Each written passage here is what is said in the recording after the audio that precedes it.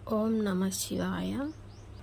ఇప్పుడు మనం ఆ పార్వతీ పరమేశ్వరుల అర్ధనారీశ్వర కలయిక దర్శనం చేసే ప్రయత్నం చేద్దాం. అది ఏ విధంగా అంటే మనం బాగా ఇప్పుడు పరిశీలనగా మాట్లాడుకుందాం. ఇక్కడ ఈ భూమిపైన ఉన్న ప్రకృతి అంతా పార్వతీమాత. ప్రకృతి అంతా పార్వతీ మాతలాగా మనం అర్థం చేసుకోవాలి. అది ఎలాగా అంటే ప్రకృతియే స్త్రీ అని అంటారు కదా, ఆ విధంగా ఈ ప్రకృతికి ఆ సూర్యకిరణాల నుండి ఉద్భవించడానికి జరుగుతుంది. ఆ సూర్యునికి ఆ శక్తి ఎక్కడ నుంచి వచ్చిందంటే ఈ అనంతమైన శివస్వరూపము నుండి, అంతటా ఉన్న శివస్వరూపం నుండి ఆ సూర్యునిలోకి ఆ శక్తి చేరి ఆ సూర్యశక్తిలో నుంచి భూమికి చేరి ఆ ప్రకృతిగా మారుతుంది. అంతటా ఉన్నాడు ఆ ఈశ్వరుడు. ఆ పరమేశ్వరుని వల్ల ఈ ప్రకృతి కలయిక నిత్యము ప్రతిరోజు చిగురులతో, ఆకులతో, పచ్చదనంతో, పువ్వులతో, పండ్లతో ఎంతో రమ్యంగా ఉంటుంది. ఆ పచ్చదనంతో ఎంతో ఆహ్లాదకరంగా, ఎంతో ప్రశాంతమైన ఆ ప్రశాంతతను మనం చూడగానే పొందేలాగా ఉంటుంది ఆ ప్రకృతి. ఆ పార్వతీ పరమేశ్వరులు ఎప్పుడూ కలయికగానే ఉంటారు. వారు నిత్య యవ్వనంగానే ఉంటారు. ఆ ప్రకృతి మాత, ఆ పార్వతీమాత ఎప్పటికీ నిత్య యవ్వనిలాగా ఉంటుంది ప్రకృతి రూపంలో. ఎందుకు అంటే ఎప్పటికీ రోజు పువ్వులు పూస్తూనే ఉంటాయి, ఆకులు చిగురిస్తూనే ఉంటాయి. ఎందువల్ల అంటే ఆ పరమేశ్వరుని కలయిక వల్ల అలా నిత్యము పచ్చతోరణంలాగా ఉంటుంది. ఆ పరమేశ్వరుడు ఎలా ఉంటాడంటే ఆయన కనిపించడు కంటికి కనపరాడు అన్నంత మాత్రాన లేడు అని అనుకోకూడదు కదా. ఇప్పుడు ఉదాహరణకు గాలి ఉంది, మనకు తెలుసు, కంటికి కనపరాదు, కానీ లేదని అన్నాము కదా. ఆ విధంగా అలాగే ఇంకొక ఉదాహరణ, ఇప్పుడు కరెంటు ఉంది కదా, ఆ కరెంటు ఉందని తెలుసు, ఫ్యాన్ తిరుగుతుంది, లైట్ వెలుగుతుంది, అది లోపల ఉందని మన కంటికి కనపడదు, కానీ మనం పట్టుకుంటే షాక్ కొట్టే అవకాశం ఉంటుంది, కానీ లేదు అనం కదా. ఆ విధంగా ఇలాగా ఈ విధంగా ఆ ఈశ్వరుడు కంటికి కనపరానంత మాత్రాన ఆ ఈశ్వరుడు దైవం లేడు అని అనుకోకూడదు. కనిపించనంత మాత్రాన ఆ దైవం ఉన్నాడు. ఆ విధంగా మన ఋషులు వర్ణించినారు ఆ పార్వతీ పరమేశ్వరుల కలయికను. మన మామూలు కంటితో చూస్తే అది ప్రకృతిలాగా కేవలం పువ్వులు, చెట్లులాగా మాత్రమే కనిపిస్తుంది. అదే మన మనోనేత్రంతో, జ్ఞాననేత్రంతో చూడగలిగితే ఆ పార్వతీ పరమేశ్వరులు కలయిక అనేది ఈ ప్రకృతిలో ఉందని మనకి అర్థమవుతుంది. ఆ విధానాన్ని మన ఋషులు అందరికీ అర్థమయ్యే విధంగా చెప్పరు. మనము ఆ జ్ఞానస్థాయికి చేరుకున్న తర్వాత అది అర్థమవుతుంది. ఆ ఋషులు చెప్పినది వర్ణన అంటే అది జ్ఞానంతో చూడగలిగే స్థితికి ఆ వర్ణన ఋషులు చేస్తారు. ఆ విధంగా ఆ పార్వతీ పరమేశ్వర ఆ కలయిక వల్ల ఈ ప్రకృతిలో రోజు సమస్త జీవరాశులకు పండ్లు, కూరగాయలు, ఆకుకూరలు, పువ్వులు సమస్తము ఏ జీవరాశులకు ఏమేమి కావాలో అవన్నీ సమకూరుతున్నవి.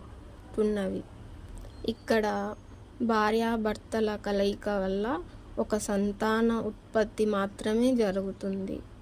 ఆ పార్వతీ పరమేశ్వరుల కలయిక ఆ ప్రకృతిలో జరగడం వల్ల ఈ అన్నీ సమకూరే ఉత్పత్తి రోజు జరుగుతూనే ఉంది.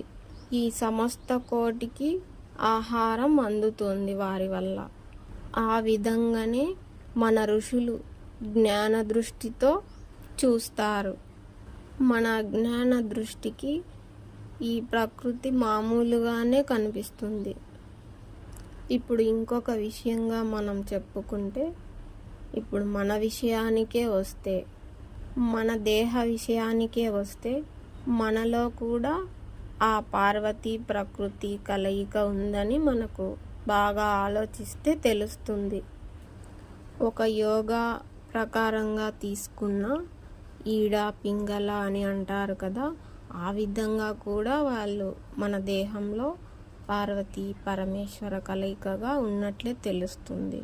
ఇంకొక విషయంగా దేహ సంబంధంగా చూసుకుంటే, భూమి ప్రకృతి పార్వతీమాత కాబట్టి ఈ దేహమే పార్వతీమాతగా, ఆమె ప్రకృతి నుంచి ఇచ్చిన ఆహారం వల్లే ఈ దేహం తయారైంది కాబట్టి ఈ దేహము పార్వతీగా, ఆ పరమాత్మ ఆత్మస్వరూపుడైన ఆ శివుడే మనలో ఉండి నివసించే ఆ పరమాత్మే ఆ శివుడని మనం తెలుసుకుంటే, వారి కలయికే ఈ పార్వతీ పరమేశ్వరుల కలయిక అని మనకు తెలుస్తుంది. నిత్యము వారు కలిసి ఉండడం వల్లే మనం రోజు కదులుతున్నాము, మాట్లాడుతున్నాము, ఆలోచించగలుగుతున్నాము. ఎక్కడో అర్ధనారీశ్వరులు ఉన్నారని మనం ఊహతో ఊహించుకోవడం కాదు. మనలో మనం కదిలే ఈ కదలికలోనే మనము ఆ పరమేశ్వరులు పార్వతి ఉన్నారని రోజు మనకే తెలియటం లేదా? మనలోనే వాళ్ళు కొలువై ఉన్నారని, ఆ పార్వతీ పరమేశ్వరులే మనమని. మనకు ఈ విషయము అజ్ఞానంతో ఉంటాం కాబట్టి మనకు తెలియటం లేదు. మామూలు దృష్టికి మామూలుగా ఉంటుంది. అది మనం జ్ఞానం వచ్చినప్పటికీ జ్ఞాన దృష్టితో చూస్తే అది మనమే అని మనకు తెలుస్తుంది. అలా మనం జ్ఞాన దృష్టితో ప్రతిరోజు చూస్తూ ఉంటే ఈ పార్వతీ పరమేశ్వరులు, ఈ ప్రకృతి, ఆ కలయికలు రోజు చూస్తూనే ఉండొచ్చు. మనం ఈ జ్ఞాన దృష్టితో చూసినప్పటికీ రోజు ఆ దర్శనం చేస్తూనే ఉండొచ్చు ఈ ప్రకృతి ద్వారా. మనము ఇక్కడ మన తల్లిదండ్రులు మన కోసం పొద్దున్నే లేచి ఏం చేయాలి అని కానీ, మనం మన పిల్లల కోసం వారికి ఏం తయారు చేసి పెట్టాలి పొద్దున్న లేచి అని కానీ ఇలా మనం చేస్తూ ఉంటాము.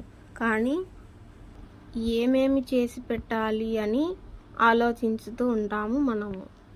అదే మన తల్లిదండ్రులుగా ఆ పార్వతీ పరమేశ్వరులను ఆలోచించితే మనకు ప్రతిరోజు మార్కెట్కి వెళ్ళి చూస్తే ఎన్ని కూరగాయలు, ఎన్ని పండ్లు, ఎన్ని ఆకుకూరలు, ఎన్ని పువ్వులు, ఎన్ని సిద్ధం చేసి ఉంటారు ఆ దృష్టితో మనం చూస్తే.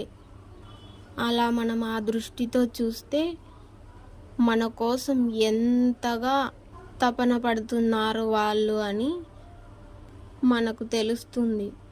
మన మామూలు దృష్టికైతే రైతు పండించారు, మార్కెట్లో ఉన్నాయి, మనం తెచ్చుకున్నాము, వండుకున్నాము, అయిపోయిందని అలా అనిపిస్తుంది అంతే.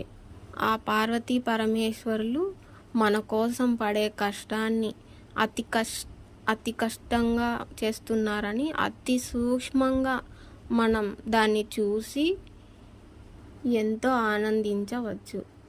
అతి సూక్ష్మంగా మనం గమనించి చూసి ఎంతెంతో ఆనందించవచ్చండి ఆ విషయాన్ని.